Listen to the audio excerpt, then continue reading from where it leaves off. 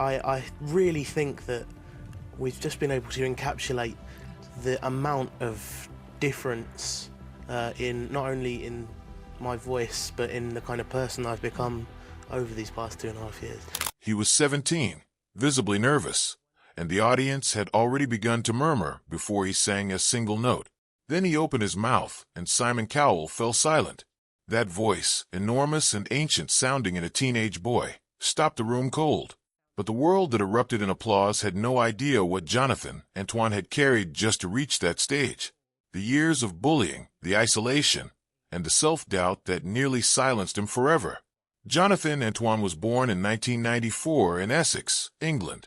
Not into a musical dynasty, not into a family with industry connections or conservatory ambitions, just an ordinary household where a quiet, curious boy one day discovered something extraordinary inside himself. He was around 9 or 10 years old by his own recollection when he first encountered the operatic tenor tradition. Not through a teacher, not through a school program, through recordings. He heard Luciano Pavarotti, and something in him recognized it. The way a person recognizes a language they have never been taught, but somehow already understand. That world vast, old, and full of a kind of beauty that most children his age had never even been introduced to became his. Quietly, privately, almost secretly. Because outside of that world, life was harder. School was not a safe place for Jonathan Antoine. In multiple interviews given between 2012 and 2014, he spoke with remarkable honesty about what those years were like. The bullying was severe and sustained. He was targeted for his weight. He was targeted for his interests, and he was targeted for the kind of gentle inward temperament that made him stand apart from the crowd in ways that at that age the crowd does not forgive easily. Music absorbed all of it. Every unkind word, every difficult day, every moment of loneliness that a boy that age should never have had to carry alone. He brought it to the music, and the music held it. Teachers noticed his vocal ability from time to time, but the encouragement was never consistent enough to make him believe it could be something real. For years, that voice lived almost entirely within four walls, practiced, deepened, and kept close, because he had no certainty yet that the outside world deserved to hear it. What was waiting for him, just a few years ahead, was something neither he nor anyone around him had thought to imagine. It took a friend to change everything. Charlotte Giaconelli was 16 years old when she convinced Jonathan Antoine, then 17, to audition for Britain's Got Talent in 2012. By his own account given in a 2013 interview with Classic FM, he did not want to go. Not because he lacked the voice, but because he had spent years being told in ways both direct and quiet that someone who looked like him and loved what he loved did not belong in front of an audience.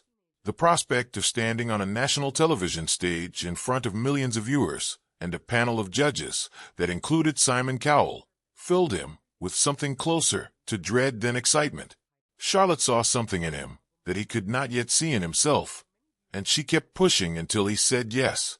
When the two of them walked out onto that stage, the audience had already formed an opinion. The murmuring was audible. The skepticism was visible. This is one of the uncomfortable truths about that audition. The reception before the first note was not warm. Jonathan Antoine stood there and absorbed it the way he had absorbed so much else throughout his life. Then he sang. They performed the prayer, a piece that demands genuine vocal power and emotional restraint in equal measure in front of Simon Cowell, Amanda Holden, David Williams, and Alicia Dixon. Within seconds, the atmosphere in the room changed completely. Cowell, a man who had stopped hundreds of contestants mid-P performance over the course of his career, did not say a word. He sat still and listened. The audience, which had been murmuring just moments before, rose to its feet. If you remember watching that audition for the first time, whether it was in 2012 or years later when someone sent you the clip, tell us in the comments what it felt like the moment you heard his voice. The clip that followed that broadcast became one of the most watched moments in Britain's Got Talent history.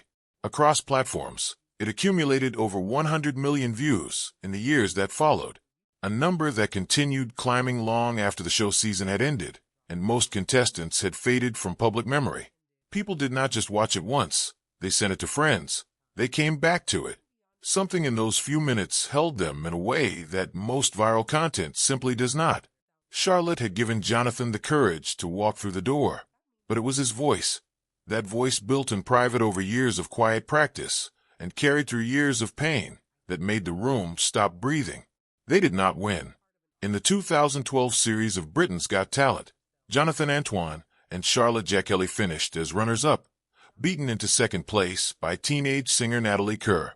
For many viewers who had watched that audition clip travel around the world, the result felt surprising. But in the music industry, the final placement on a talent show rarely determines what happens next. And what happened next for Jonathan and Charlotte moved quickly.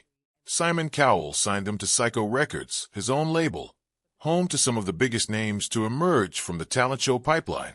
Their debut album arrived in November 2012, and it entered the UK albums chart at number 2. In its first weeks alone, it sold over 100,000 copies. For two teenagers who had been unknown 6 months earlier, those were numbers that even seasoned industry professionals would have found difficult to argue with.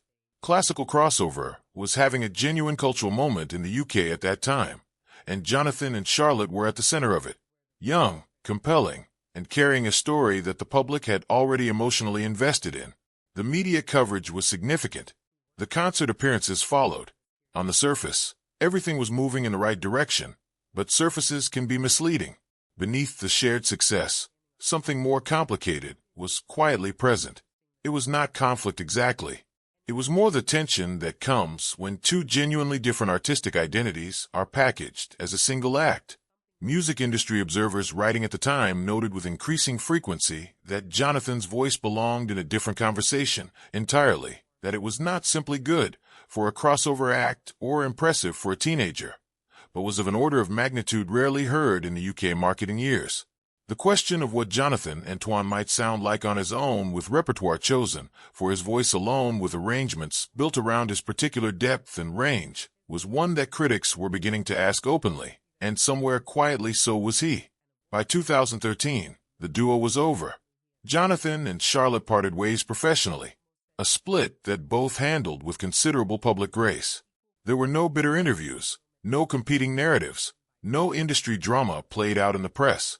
It simply ended quietly and mutually the way some partnerships do when two people recognize that the road ahead leads in different directions. Charlotte would continue her own career, and Jonathan Antoine, at 18 years old, would begin the far more uncertain work of finding out what he was capable of alone. He signed with Sony Music Classical, a different world from the talent show pipeline with different expectations and a different kind of listener. Work began on his debut solo album, and in 2014, when he was just 19 years old, that album arrived. It was called Tenor. Tenor debuted at number 4 on the UK classical charts, but the chart position was almost beside the point. What the album actually demonstrated was something critics had not fully anticipated, a musical range and interpretive depth that went well beyond what the crossover market typically produces. Reviewers noted with some surprise that Jonathan did not simply deliver a lyric. He inhabited it. There is a difference, and most listeners can feel it even if they cannot name it. At 19, he already understood that difference. The stories behind the voices that moved us, the ones that go deeper than the clip the world shared 1,000,000 times, are exactly what this channel exists to tell. If that means something to you, subscribe and stay with us. The transformation during this period was not only musical. In a candid interview with The Guardian published in 2015, Jonathan spoke openly about significant weight loss, about learning to occupy his own body with more confidence, and about the slow ongoing work of separating his sense of self from the viral moment that had defined him in the public eye since he was 17. That audition clip had introduced him to the world, but it had also frozen him in the minds of many at a single moment in time. Moving beyond it required more than releasing new music. It required a different relationship with his own identity. He was not chasing the next viral moment. He was not trying to recreate what the talent show had built. He was doing something quieter and more difficult, constructing a real artistic life, one careful decision at a time, on his own terms and at his own pace. At 19, that kind of clarity is rare. He had earned it the hard way. The cameras moved on. Jonathan Antoine did not. Between 2015 and 2022, he continued doing the work steadily, seriously, and largely out of the public eye that had once tracked his every appearance. A second solo album followed Tenor, expanding his recorded catalog and his repertoire. Concert and touring work took him across the UK and into Europe, not the arena-scale spectacle of a pop career, but the kind of sustained, disciplined performance schedule that forms the actual foundation of a life in classical music. Night after night, city after city, with audiences who came not for the viral story, but for the voice itself. This is the part of an artist's journey that rarely gets documented. It does not generate headlines. It does not trend, but it is where the real work happens. And for Jonathan Antoine, it was where the real transformation took place. Most of us have carried something that the world around us didn't understand. A talent, a passion, a version of ourselves we protected because we weren't sure it was safe to show. Jonathan's story might remind you of a time you almost didn't show up for yourself. In a 2019 interview, he reflected on the gap between the frightened 17-year-old who had nearly refused to walk onto that Britain's Got Talent stage and the artist he had gradually become. Confidence, he said, had not arrived in a single moment. It had come through thousands of small decisions to keep practicing, to keep performing, to keep showing up even when the world was no longer watching with the same intensity it once had. Vocal coaches and collaborators who worked with him consistently during this period described someone of unusual musical seriousness. He was not coasting on natural ability. He was studying the tenor tradition, its history, its demands, its possibilities with the kind of scholarly devotion that most young artists with a built-in audience never feel the need to develop. He treated his talent not as a shortcut, but as a responsibility. The story of Jonathan Antoine after the cameras left was in many ways more interesting than the story they had captured, and it was still being written. At 30 years old, Jonathan Antoine is not who the internet thinks he is. The internet knows a teenager. It knows a nervous boy in an ill-fitting jacket standing on a stage, while an audience made up its mind before he opened his mouth. That version of him frozen in a 3-minute clip that has now circulated for well over a decade continues to find new viewers every year. People discover it for the first time and send it to someone they love. The view count keeps climbing long after most viral moments have collapsed into irrelevance. In that sense, the audition has taken on a life entirely independent of the man who performed it. But Jonathan Antoine at 30 is something that clip cannot fully contain. He has spoken in recent interviews with a maturity and self-awareness that is not performed and not practiced. It is the quality that comes from someone who has genuinely examined his own story and made peace with its more difficult chapters. He understands what that stage in 2012 gave him. He also understands with equal clarity what it nearly cost him.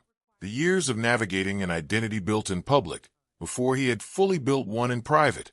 The weight of a single moment that millions owned, but only he had lived.